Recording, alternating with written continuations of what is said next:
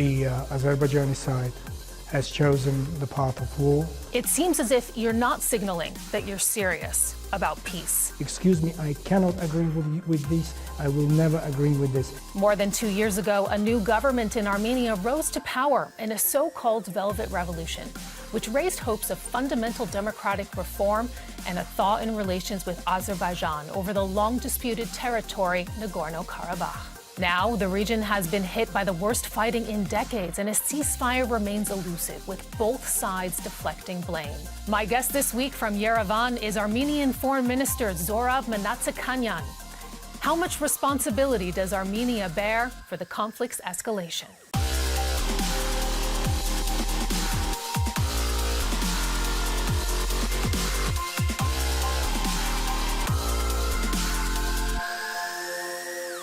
Armenian Foreign Minister Zohrab Mnatsakanyan, welcome to Conflict Zone. Thank you very much. There is currently fighting in the disputed region of Nagorno-Karabakh, which is governed by ethnic Armenians, but which is recognized as part of Azerbaijan by the international community. Hundreds have already been reported dead. You have been part of talks to broker 2 ceasefires in that regard, and yet the fighting continues. What responsibility does Armenia and the forces in the region which you back bear for the continued fighting? We have committed ourselves fully to the 2 statements, one in Moscow, the joint statement of the 10th of October, and the second one on the 17th of October, committed fully to respect the ceasefire, to go back to the negotiations and to find a peaceful resolution to this conflict. We have been totally faithful. However, the Azerbaijani side has chosen the path of war.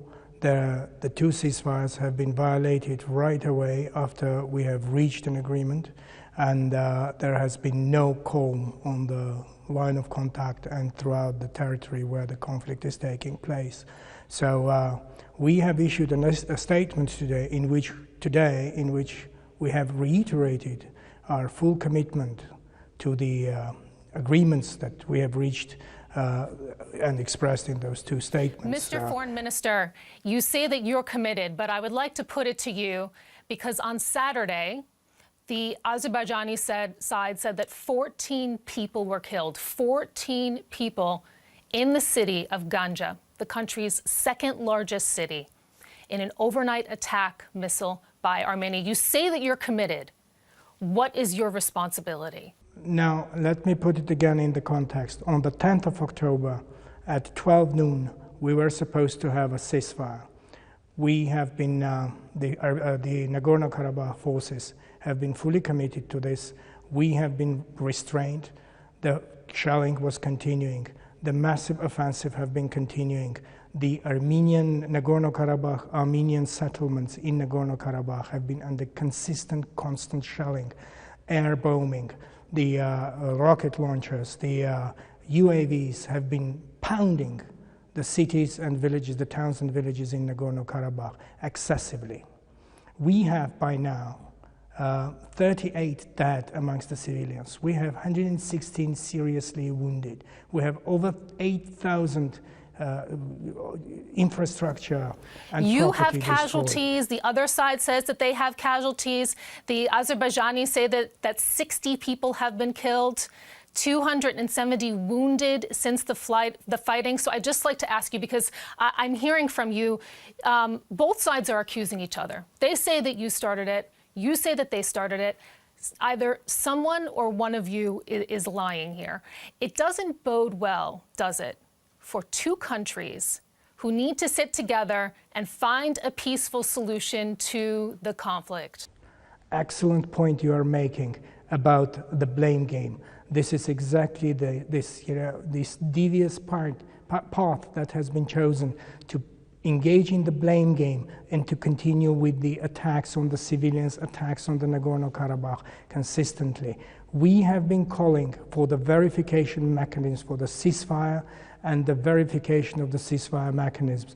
If the Armenian sides in Nagorno-Karabakh, in Armenia, are blamed in any way, then let's go ahead, let's do the verification mechanism and be done with it. However, Azerbaijan has been consistently avoiding that, consistently rejecting those proposals, because this is a very convenient way of deception and engaging us into this blame game. Well, those accusations, as we have been mentioning, have been coming from both sides, Mr. Foreign Minister. So then I would like to ask you the message, ultimately, that has been coming from your side. The message from the Armenian Prime Minister, he said the following in the days after the first ceasefire was agreed. And this is a quote. "At this decisive moment, we will not cave in because this is a fateful war for our people." He added to that, "We will fight till the end, and that end is called a free and happy Nagorno-Karabakh." I'll put it to you because, I mean, this was in the days after the first ceasefire was agreed, and he's talking about fighting to the very end. Is this really a rhetoric that is supposed to build support for a ceasefire, build support for peace? Look, when you have 30 days, your people, the 3.5 weeks, when your people are under such massive attack, when day after day, every day, you have your people subjected to risks of existential threat, risks of existence on this earth, when you are fighting for your life, when you have the ceasefire violations consistently upon you, when you have this situation, you are fighting for your life. The Armenian sides, again, I'm emphasizing this with full responsibility. The Armenian sides emphasize the importance of the ceasefire and the verification mechanism. I reiterate strongly the commitment of Armenia to respect the ceasefire, to respect the commitments we have undertaken on the 10th of October and the 17th of October. The Nagorno-Karabakh has also reiterated its support to that. But sitting back and waiting when you are killed, your family is killed, your property is destroyed, you have to understand this is. But Mr. Foreign Minister, I put it to you. This is now everything that this conflict is about. But because your partner. Hang on. I want to come back to the very important question that you also raised, and that is the question of the peaceful resolution. Absolutely, and we are certainly going to talk about that. But before we head there, I would just like to put it to you once more. Russia, your partner with whom you have a defense deal, who has been working very hard at brokering ceasefire agreements, the foreign minister there, Sergei Lavrov, reportedly told you to, quote, halt the provocative warlike rhetoric. So I would just like to ask you once again to give you an opportunity. It seems as if you're not signaling that you're serious about peace, about these negotiations with this type of rhetoric. Will you take responsibility for that? Look, so far as the rhetoric is concerned, we have been dealing with a rhetoric which is based on the hatred of Armenians, on the encouragement to kill Armenians. We have today cases of beheadings and mutilations of our compatriots in Nagorno-Karabakh fueled by this rhetoric. This is not a new thing. This has been happening for a very long time. We have cases of glorification of murderers of Armenians in Nagorno-Karabakh. What I want to come back to is that I agree very much the rhetoric doesn't help. The rhetoric is fueling poison into this. And the peaceful resolution has absolutely no alternative. This is what we have been so consistent about. When it comes to peaceful resolution, we have been working very consistently, and we have been advocating for a peace resolution of this on the basis of such arrangement in which the interests of all the parties are taken into account. So you acknowledge that the rhetoric is not helpful and that you want to pursue a peaceful solution. Then therefore, I would like to ask you in that context, let's talk about how we got here. And I'd like to go back to more than a year ago. For months, the tension has in fact been ratcheted up, and I'd like to go back to something that your Prime Minister said. This was more than a year ago. He traveled to Nagorno-Karabakh, a region which is disputed, we have to mention, and called for the reunification of Armenia with Karabakh. He said the following: Nagorno-Karabakh is Armenia, and that is that. He also repeatedly led the crowd in chants of unification.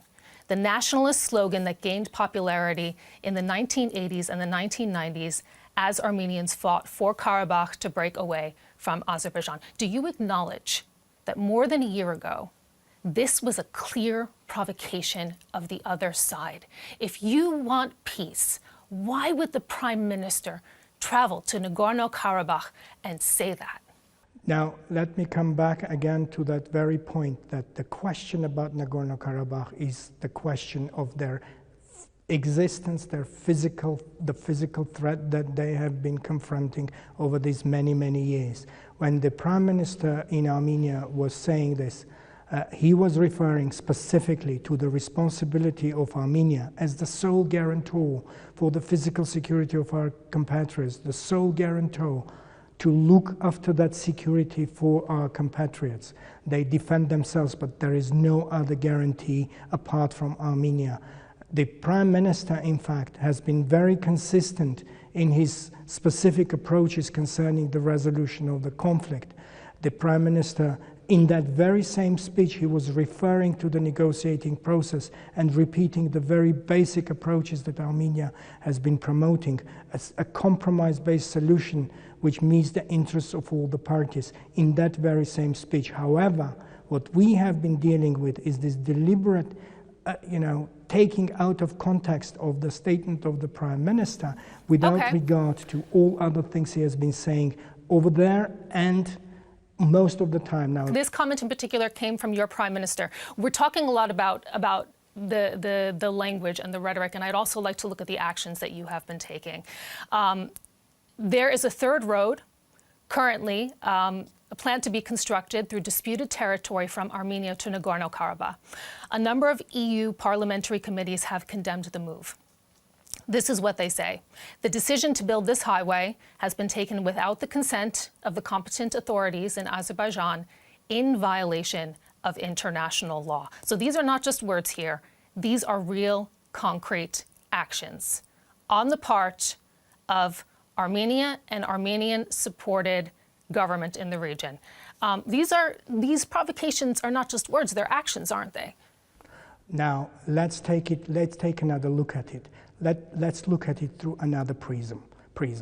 For 30 years now, Azerbaijan has been taking every effort to isolate Nagorno-Karabakh from this world, to isolate any link of Nagorno-Karabakh people from anyone outside their land, blocking anything that might be, referring to the normalcy, normal life in Nagorno-Karabakh, banning every action that the international community might take to, for the people in Nagorno-Karabakh to have a normal life. Now, Nagorno-Karabakh is a land in which people are living. Now we have a situation, where 90,000 people are displaced, 8,000 property and infrastructure is destroyed. There is a humanitarian situation in Nagorno-Karabakh. And what are we having? Are we going to leave them alone? Are we going to disregard the lives of our people? But that wasn't my question, Mr. Foreign Minister. My question was, do you acknowledge that it is a provocative action that you are taking in the region that the other side interprets as a provocative action? Excuse me, I am saying this again. What is not provocative? Letting our people strangle in Nagorno-Karabakh? Letting our people in isolation in Nagorno-Karabakh?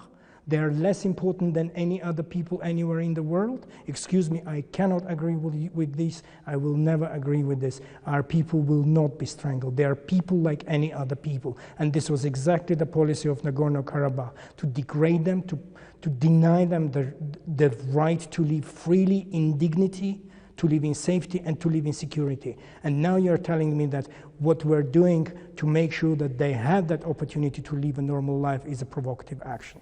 Absolutely not. I'm just asking you about a road that you're planning to build in the region that the other side sees as a provocation, Mr. Foreign Minister. Another action that I would like to also ask you about that has also been seen as a provocation from the other side is the following.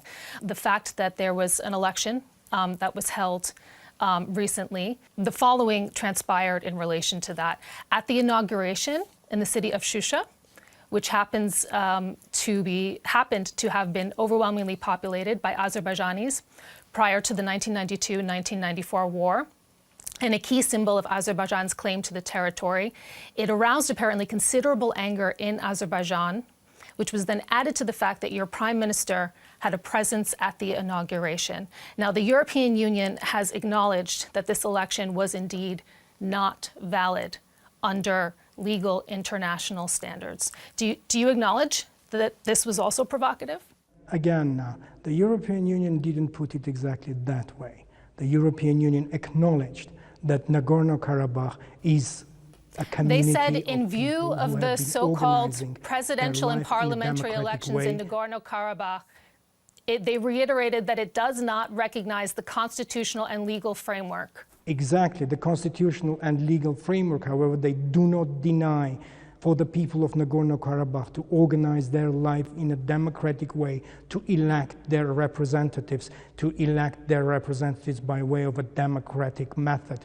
And the claims coming out from Azerbaijan are preposterous, to say the least, in a society which has known nothing but one family rule for since 1960s, and talking about democratic process and denying our people the democratic process and imposing their methods on the people of Nagorno-Karabakh is not going to work.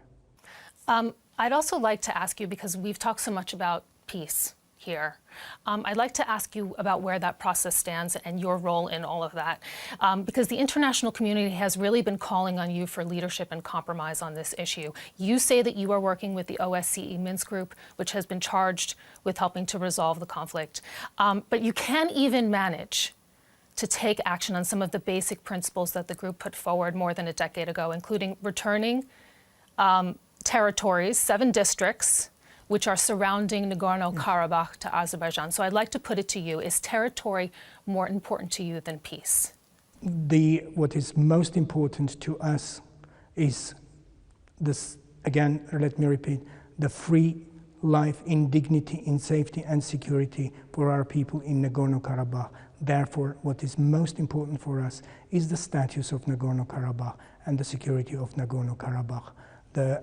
This has been very consistent position of Armenia, and we continue to work on this basis. And we do have the necessary parameters to work out that compromise in which our interests are met, while at the same time in a measurable balance, the interests of the other party are also met. So it is not territories that is more important for us. This devastation, this pounding of consistent pounding, air bombing and shelling that these people are going through for 3.5 weeks. People are living in shelters. This is happening at a time when COVID is still around in the world. The least that Azerbaijan could care about is about these things. They apparently don't care about. But back to the peace process, Mr. Foreign Minister. They're overwhelmed with this choice of a war.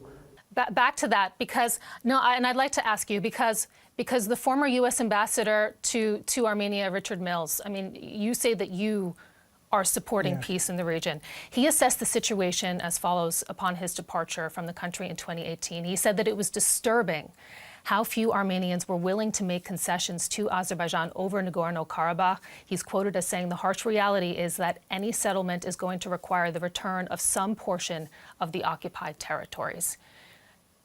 He doesn't seem to believe that you're serious about it.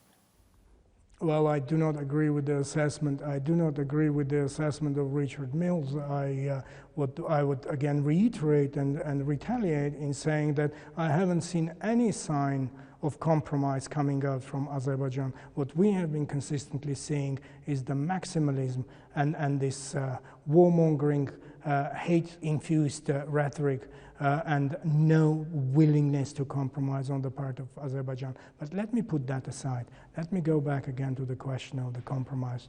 For over these past 2 years, our government has been fully committed to move forward with the peace process. So then let me ask you, because when your government took power back in 2018, it was the so-called Velvet Revolution. There was so much hope for a thaw in the conflict.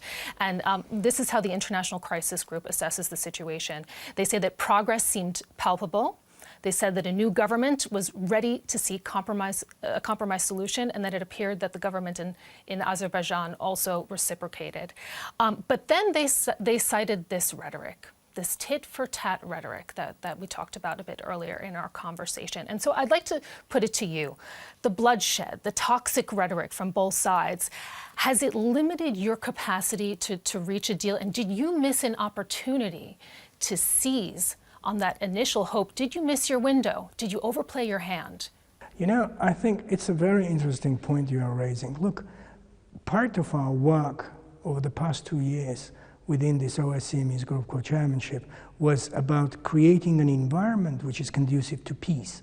And we have invested a very good effort in that together, by the way, together with Azerbaijan and with Nagorno-Karabakh.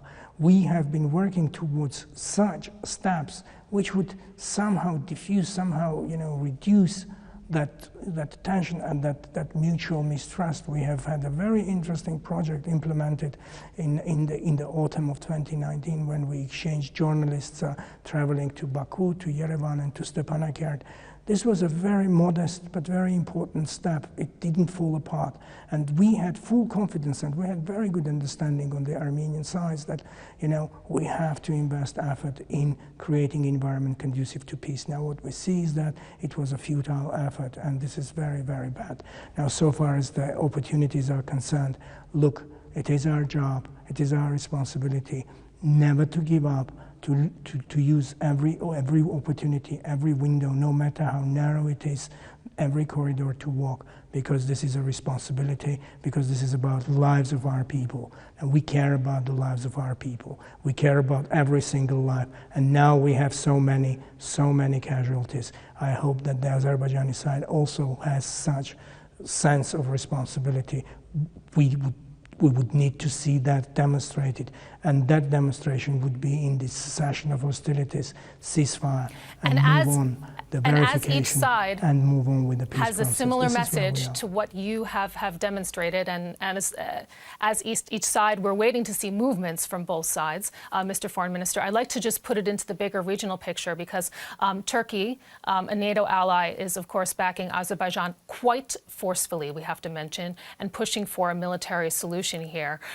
You have a defense deal with Russia, as we know, but so far they have been relatively neutral. Are you short on friends right now?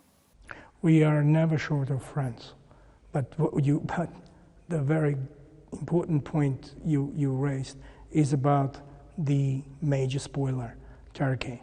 Turkey has been the destabilizing force in this situation. We have been warning about this consistently. We have been seeing these destabilizing, aggressive policies in every direction of the neighborhood of Turkey. East Mediterranean, North Africa, Middle East, and we were absolutely cognizant about the risks of exporting these destabilizing policies in our region. We have been seeing the signs of it when there was a transfer of military equipment to Azerbaijan, when there was a transfer of foreign terrorist fighters recruited in the parts of Syria controlled by Turkey. But Mr. Foreign Minister, my question to you was about what Azerbaijan has done is absolutely crazy. My question to you, absolutely crazy that Azerbaijan today is a terrorist hub.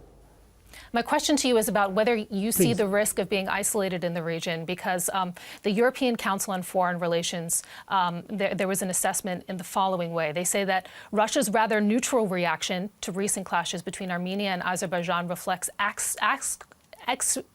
exacerbation, with its allies' inflexibility in negotiations. There's a perception in Moscow that in the last 2 decades, the balance of power has shifted in favor of Azerbaijan, and that instead of adhering to a more or less acceptable deal, Armenia has been unreasonable and uncompromising. Russia does not want to pick up the geopolitical tab for that. Are you afraid of being isolated? Well, that is an assessment. That is an assessment that I wouldn't agree with. Look, we have the OSCE Minsk Group co-chairmanship, of which Russia is a responsible member.